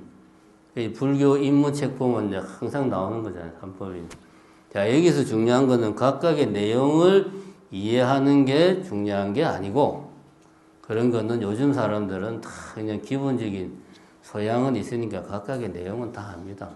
이 각각의 상관관계를 우리는 알아야 돼. 그죠? 이런 거를 알기 위해서 여러분들이 여기 나오시는 겁니다. 각각의 내용은 책 보면 다 나와요. 상관관계를 우리는 이해를 하고 있어야 돼. 제일 먼저 재범무아를 우리가 깨달아야 됩니다. 그래야지만이 재행이 무상하다는 사실을 절실하게 깨닫고 그래서 일체가 고통이구나. 고통스러우니 이 고통에서 내가 벗어나야 되겠구나 해서 발심을 하게 되는 거지. 역으로 말하면 재범무아를 깨닫지 못하니까 우리는 재범무아를 깨닫지 못하니까 이 세상, 이 모든 세상이 고정대에 자꾸 막 변하는 것으로 느껴지고 그래서 괴로운 거죠. 요거를 하나씩 설명을 해보자. 재범무아는 그거죠. 이게 내라고 하는 것이 있다라고 하는 잘못된 무아를 깨닫는 거고, 무아를 깨닫는다는 말은 내가 있다는 생각이 잘못된 생각이구나 라고 하는 것을 깨닫는 겁니다. 이 말은 역으로 말하면 우리 중생들은 평상시에 고정된 내가 있다. 어제의 나, 오늘의 나, 1년 전의 나, 1년 뒤의 나, 그 나는 다 똑같은 나야. 피부가 조금 달라지고 체중이 늘지라도 나는 변하지 않아. 라고 우리는 생각해요. 고정된 내가 있다. 고정된 내가 있다. 뭔가가 고정된 내가 있다라고 생각을 하면 내가 고정되어 있으니까 내 아닌 것들도 우리가 보기에는 고정이 되어 있어야 돼. 여기 책상이 있고 저기에 카메라가 있고 저기에 공책이 있고 고정된 뭔가가 있다. 저것은 카메라야. 라고 우리는 생각을 하고 저 카메라 참 좋네. 나도 저런 카메라를 하나 갖고 싶어. 이런 생각을 하려면 저것은 카메라다. 라고 하는 개념, 고정된 생각이 내 머릿속에 먼저 있어야 돼요. 그런 생각은 어디서 나오냐? 내가 있다는 생각에서 출발하는 거예요. 내라는 고정된 뭔가가 있으니까 내 아닌 것들도 고정된 것으로 우리는 인식을 하는 거예요. 그런데 현실은 고정되어 있다, 정지되어 있다 라고 생각하니까 현실이 어떻게 보입니까? 변화하는 것으로 보이지. 정지되어 있는 것이 없으면 변화하는 것도 없어요. 제 말이 맞습니까? 자, 우리가 이렇게 생각하면 되잖아요. 달리는 기차 안에서 두 사람이 마주보고 앉아있다. A와 B가 달리는 기차 안에서 마주보고 있죠. 그럼 이 A가 B를 볼 때 A가 기차의 속도로 달려가고 있습니까? 아니죠. 가만히 있잖아요. 마주본다고 하면 헷갈리는구나. 달리는 기차가 있어. 두 사람이 기차에 나란히 앉아있어. 그럼 A가 B를 보면 B가 기차가 달리는 속도로 막 달려가고 있어요. 가만히 앉아있잖아요. 그죠? 그렇잖아요. 그죠? 기차도 달리고 그 안에 있는 내가 기차 안에 있으니까 우리는 다 같이 같은 속도로 달려가고 있으니까 정지해 있는 것처럼 보이는데 밖에 내가 기차 밖에 있고 기차가 달려간다. 나는 정지해 있고 그죠? 기차는 달려간다. 그 내가 기차 안에 있는 사람을 본다. 그럼 그 사람이 가만히 있습니까? 아니죠. 기차의 속도로 그 사람은 움직이고 있잖아. 변화하고 있죠. 내가 정지해 있으면 다른 뭔가가 정지해 있으면 그래야지만이 변화하는 것이 변화라는 개념이 나올 수 있어요.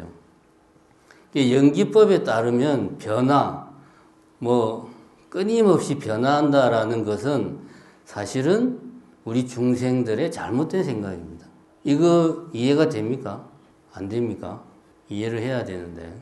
그러니까 정지라는 개념이 있어야 변화라는 개념을 우리가 상정할 수가 있어요. 정지라는 개념을 전제하지 않으면 변화라는 개념을 상정할 수가 없어요. 근데 우리는 내라는 게 있다. 고정된 내가 있다라는 잘못된 생각을 하고 내뿐만 아니라 내 주변에 있는 카메라다, 책상이다 이런 것들도 나처럼 고정되어 있다. 라고 내가 생각을 하니까 이것들이 변화하는 것으로 보이는 거예요.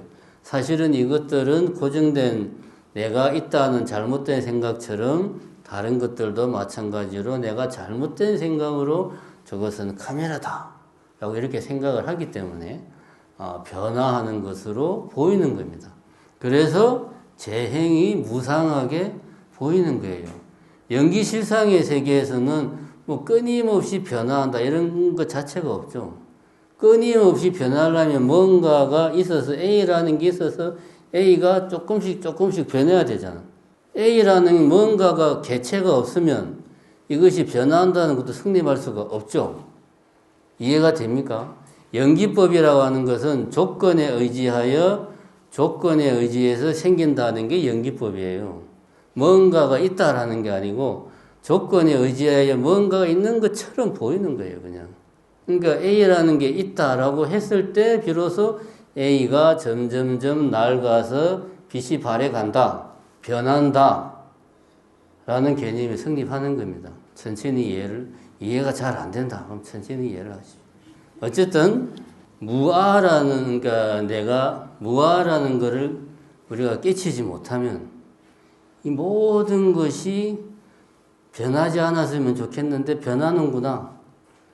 변화하는 것으로 우리에게 다가오고 그것이 고로 우리에게 다가오는 거지. 일체계고 변하지 않았으면 좋겠는데 내 자식이 어릴 때 그 귀여울 때 모습을 그대로 가지고 있었으면 좋겠는데 나이를 먹어서 커가지고 그냥 수염이 나고 말도 안 듣고 변화한다. 그런 내 자식의 모습을 보는 게 괴롭다. 변화하는 것은 괴롭다. 그래서 변화는 괴롭다. 그게 이제 굳이 관계를 따지자면 재범무아를 우리가 제대로 알고 있지, 그러니까 체험하지 못하니까 재행이 무상하게 보이는 거고 모든 것이 변하지 않았으면 좋겠는데 무상하게 비치니까 고통으로 다가오는 거다. 그래서 이 고통을 내가 완전히 없애려면 어떻게 해야 되냐? 재분부화의 도리를 깨쳐야 되는구나 해서 깨달음의 길로 나아가는 거죠. 이것이 부처님의 가르침의 핵심이죠. 그 다음에 승가에 기이한다는 말은, 그러니까 승가라는 무리에 기이한다는 말이잖아. 집단. 사람들이 그냥 모여 있는 거하고 그 하나의 그 집단을 이루어서 뭔가를 할 때는 그 집단을 이루어서 뭔가를 하기 위한 규칙, 규율. 불교에서 말하는 계율이 필요하죠. 계율대로 움직여야 집단이 유지가 됩니다. 그러니까 승가에 의지한다는 말은 내가 부처님이 말한 계율을 잘 지키겠다. 그래서 이 승가를 유지하는 그 계율에 따라서 내가 행동하겠다 하는 이야기. 그러니까 삼기의를 지킨다는 것은 사실은 그 자체가 내가 단순하게 소통하고 간청하는 종교적인 기도의 차원에서 내가 뭔가를 하는 것이 아니고 불교적 수행의 영역으로 내 어떤 행위, 전환되는 것은 바로 이런 삼기의 내용을 내 삶 속에 내가 받아들일 때 불교적 수행으로 내 삶의 모습이 바뀌는 거다. 그런데 앞에도 이야기했지만 여기 이제 내 개인은 이렇게 수행을 하는데 그 수행의 공덕이 나를 위해서만 쌓인다면 아까도 말했지만 공덕으로 쌓이지가 않는 거죠. 그것이 모든 중생들을 위하겠다라는 나와 남을 구별하지 않고 내가 이 수행의 공덕을 쌓겠다. 이런 마음을 가져야지만이 이것이 올바르게 회양이 된다. 다시 말해서 그 수행이 올바른 결실을 얻을 수 있다. 그래서 사홍서원은 네 가지 커다란 소원이잖아요. 중생을 다 제도하겠다. 내가 부처님 법문을 다 내가 배우겠다. 그 다음 또 뭡니까? 불도를 뭐 다 이루겠다. 뭐 하여튼 네 가지잖아요. 갑자기 생각하려니까. 모든 번뇌를 다 뭐 하겠다. 어쨌든. 그러니까 이 사홍서원은 네 가지 큰 원이에요. 내 개인에게 머무르지 않고 나와 남의 구별을 없애버리고 내가 모든 중생들을 위해서 지금의 이 수행을 내가 하겠다. 그래서 이 수행은 오로지 모든 중생들에게 다 회양을 하겠다. 이런 마음으로 해야 이 수행이 올바른 결실을 얻는다. 그래서 마지막 단계로 사홍서원의 단계로까지 우리가 발전을 해야 우리의 수행이 올바른 수행으로 나아간다. 이렇게 이야기를 할 수 있겠습니다. 자, 그래서 어쨌든 지금은 기도를 이야기하고 있는데 기도와 수행의 관계를 이야기하자면 여기 이제 보시다시피 결국은 모든 것은 수행입니다. 수행에서 다 뻗어 나오는 거예요. 기도, 우리가 기도하면 떠오르는 말들, 뭐 예불, 불공, 기도 다 비슷비슷한 내용을 가리키는데 포인트가 다릅니다. 이게 완전히 다른 게 아니고 기도가 불공이고 불공이 예불이고 예불이 기도인데 그 쓸 때 그 말을 할 때 강조하는 포인트가 다른 거죠. 다 같은 수행인데 무엇을 강조하는가에 따라서 기도라고 말하기도 하고 불공이라고 말하기도 하고 예불이라고도 말한다. 기도가 따로 있고 불공이 따로 있고 예불이 따로 있는 게 아니고 다 같은 수행이다. 다만 강조하는 포인트가 다르다. 어떻게 다르냐? 기도의 수행은 우리가 뭐 예를 들어서 아침에 잠이 깨면 자리에서 일어나서 앉아가지고 가부좌를 틀고 잠시라도 내가 명상을 한다. 이거 수행이죠. 이동하는 중에 내가 어떤 뭐 지하철이나 버스나 이런 데 이제 안에서 타고 이동을 하면서 위파사나 수행을 한다. 이것도 수행입니다. 근데 이런 수행을 우리는 기도라고 말 안 해요. 기도라고 말을 할 때 그 수행은 수행인데 어느 정도 격식을 갖춰야 돼요. 정해진 격식을 갖추고 좀 형식을 갖추고 의식, 정해진 의식에 따라서 하는 수행을 우리는 기도라고 이야기해요. 그러니까 내 혼자서 하는 아까 말한 그런 것은 넓은 의미의 수행이고, 기도라고 말할 때 수행은 어떤 격식을 갖추고 정해진 의식과 정해진 형식에 따라서 하는 수행. 예를 들어서 절에서 불공을 드린다. 그러면 처음에 뭡니까? 제일 처음에 하여튼 불공을 드릴 때 제일 처음 하는 게 뭐지? 사시불공 제일 처음 할 때. 천수경, 그러지. 요즘 제가 60이 넘으니까 멸암되지만 자꾸 단어를 까먹어요. 천수경하고, 그 다음에 참 나이도 많은 분들 많은데, 죄송합니다. 그 다음에 이제 정근도 하고, 그 다음에 이제 칠정례도 하고, 축원도 하고, 이런 나름의 순서와 의식이 있어요. 불공을 한다 그러면. 이런 일련의 과정을 통틀어서 우리는 불공이라고 그래요. 수행은 수행인데, 어떤 정해진 형식과 의식에 따라서 격식을 갖추어서, 기왕이면 어디서 좀 정해진 장소에서 하는 게 수행입니다. 그래서 기도 같은 경우는 그 중에서 포인트를 어디에 두느냐? 애초에 기도가 간청하는 거잖아요. 이것 좀 이루어 주세요라고 간청하는 거니까 기도라는 표현은 포인트가 여기 있는 거죠. 원하는 바를 이루고자 하는데 포인트를 둘 때는 우리는 기도라는 말을 쓰고, 백일 기도, 요번에 수능 기도를 올린다 이런 표현 쓸 때는 원하는 바를 이루고자 하는데 방점을 찍는 거죠. 수능, 합격, 발언이라는 원하는 바를 이루기 위한 수행. 그게 이제 기도. 근데 불공이라는 말은 부처님께 공양을 올리는 거죠.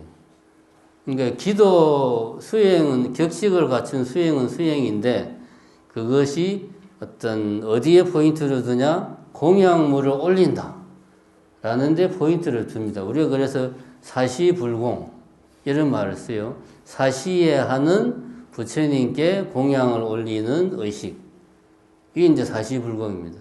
같이 일련의 정해진 의식과 형식에 따라서 하는 수행이긴 하되 강조점을 공양으로 올린다. 부처님께.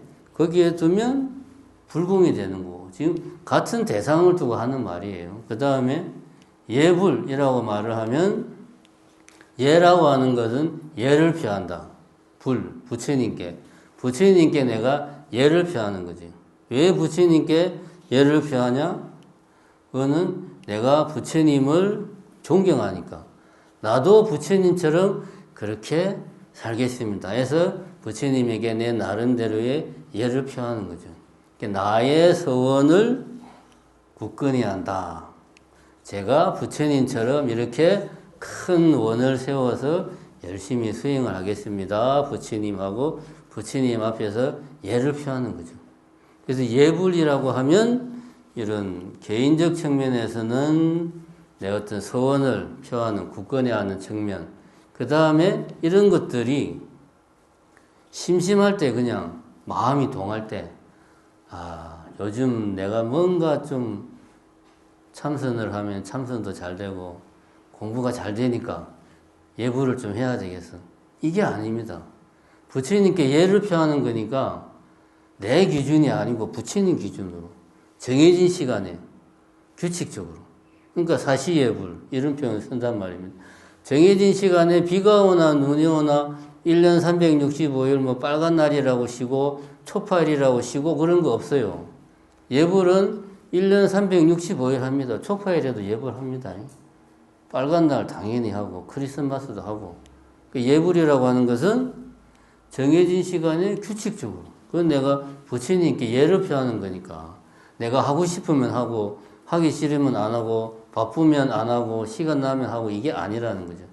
그래서 기도, 예불, 불공 이런 거는 같은 어떤 대상을 지칭하는데 강조점을 어디에 두느냐에 따라서 달라진다 하는 것을 명심하시고, 그 다음에 우리가 현실적으로 기도를 보통 이야기할 때는 우리가 자선을 기도라고 말 안 하거든요. 자선하는 거를.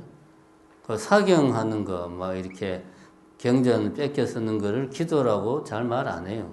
우리가 흔히 말하는 기도는 연부라는 거, 정건하는 거, 관세음보살 정건하고, 지장보살 정건하고, 주력하고, 이런 것들을 주로 기도라고 이야기를 많이 합니다. 이 기도의 내용을 구성하는 것들은 대부분 이제 이런 것들이다. 정건, 주력, 연불, 이런 것들로 기도가 구성이 됩니다. 핵심은.